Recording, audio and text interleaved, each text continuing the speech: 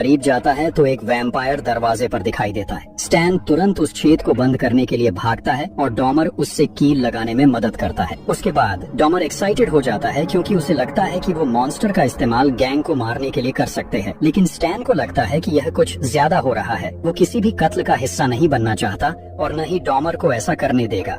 Stand Domar को वादा करने के लिए कहता है कि वो इस बारे में किसी को नहीं बताएगा और न ही ऐसा कुछ करेगा। डॉमर मान जाता है। रात के समय स्टैन एक चाकू लेकर अपने बिस्तर पर लेटा होता है और एक पुरानी वैम्पायर मूवी देख रहा होता है ताकि उनकी कमजोरियों के बारे में जान सके। उस मूवी में बताया जाता है कि वैम्पायर्स को सूरज की रोशनी से जलाकर या दिल को स्टैब करके या उनका सिर काटकर मारा जा सकता है। तभी रॉक्सी, जो दीवार पर लगे एक नोटी पोस्टर से निकलकर स्टैन के पास आती है और उसके साथ इंटीमेट होने लगती है। लेकिन अचानक वो रॉक्सी एक भयानक वैम्पायर में बदल जाती है और स्टैन को काट लेती है। स्टैन घबरा कर उठ जाता है। ये एक नाइटमेयर था। परेशान होकर स्टैन गुस्से में पोस्टर को फाड़ देता है। फिर स्टैन शेड के ऊपर चढ़ जाता है और छत में ड्रिलिंग मशीन की मदद से छेद करने लगता है ताकि सूरज की रोशनी शेड के अंदर पहुंच सके और वैम्पायर को मार सके। लेकिन शेड के कोने में अब भी काफी छांव थी जहां वैम्पायर आराम से छिपा हुआ था। उसी समय शेरिफ डॉर्नी स्टैन से मिलने आती है और एलिस के बारे में पूछताछ करती है। स्टैन कह देता है कि एलिस घर पर नहीं है, लेकिन डॉर्नी को शक होता है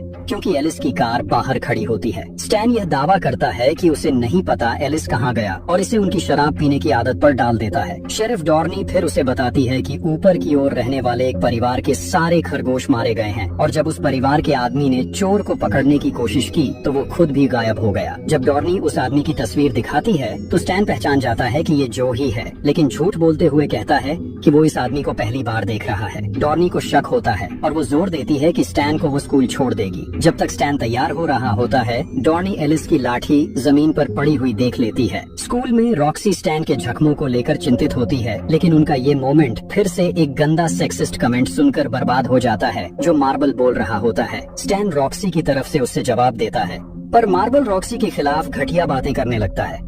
ये सुनकर स्टैन को गुस्सा आ जाता है और वो मार्बल को जोर से मुक्के मारने लगता है। उसे जमीन पर गिराकर बार बार उसके चेहरे पर मुक्के मारने लगता है। तभी एक टीचर आके उसे रोकता है। टीचर स्टैन से कहता है कि वो एलिस से बात करना चाहता है। वो अनाउंस करते हैं कि एलिस के साथ एक मीटिंग ऑर्गेनाइज की जा रही है, लेकिन जब एलिस ने फोन नहीं उठाया तो डॉर्नी को उसे लाने के लिए भेज दिया गया। ये सुनकर स्टैन के होश उड़ जाते हैं। उसे डर लगता है कि शेरिफ की जान खतरे में है। बिना समय गंवाए स्टैन स्कूल से भाग निकलता है और इस दौरान उसे पता नहीं होता कि मार्बल उसका पीछा कर रहा है। एलिस के घर पर डॉर्नी दरवाजे की घंटी बजाती है, लेकिन कोई जवाब नहीं मिलता। अचानक उसे शेड के अंदर से अजीब आवाजें सुनाई देती हैं। डॉर्नी को ऐसा महसूस होता है कि कुछ जोर से शेड के दरवाजे से टकराया है और फिर उसे एलिस की आवाज सुनाई देती है, जैसे